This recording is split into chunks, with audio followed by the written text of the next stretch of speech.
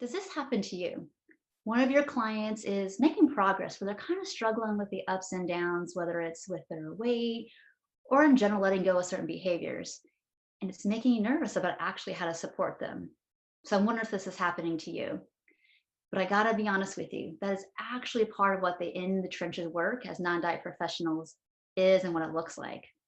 So Tracy Brown here, your non-diet somatic nutrition therapist and body image specialist. And today we're going to talk about how we can go a little bit deeper with our own emotional regulation. And that, of course, that comes with compassion, but it's really about us being able to hold that space. I want to talk more about that today. So you probably know this by now that we take on many roles as non-diet dietitians and intuitive eating coaches.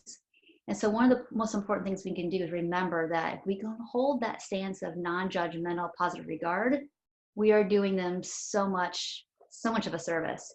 And we also want to add in, remember that this also comes along with this loving, grounded truth. Sometimes our job is to over and over again remind them of their values. And so your tip for today, if you're ready for this, so I'll give you a second to get your pen and paper ready. All right, here we go. We want to ask some people some questions around, well, what are the costs? What are the cost of the rumination around, let's say, food or weight or rules or knowing what you need but kind of avoiding it? What are the cost of that? What might be some of the function of it for you? And let's say, for example, one of their fears is weight gain. So you might ask them, well, is the fear of weight gain more life stealing than the cost of weighing more? And another important question. So I'm trying to give you as much as kind of supervisory training videos as I can in the short amount of time I can. But a really important thing you want to think about is, how do our clients know that they are competent adults and they've actually done pretty hard things before? So those are really important questions that don't rush through. These 2 to 3 to 4 questions you could spend the entire session on, and that will be doing them so much service.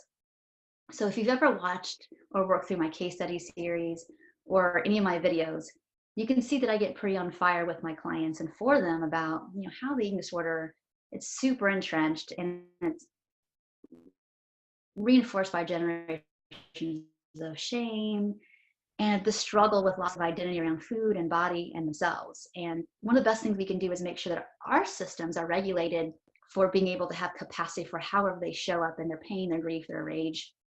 And that's something really important that all of us need living in this really diet focused and fat phobic culture. So in the comments below, I want us to do this together. I want you to think of a circumstance or an experience you might have had where somebody really holding that presence and they were easily shaken by how you were feeling. They could just really be in the trenches with you. And how that might have shifted your experience of what you were going through, and then maybe how that helped you either have another, like something could open up in your system for some more relief, or maybe it helped you take a risk.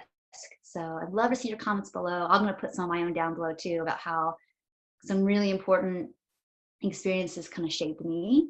And so I hope to see theirs as well. And we will be talking more in the next video. So until next time, take care. Bye.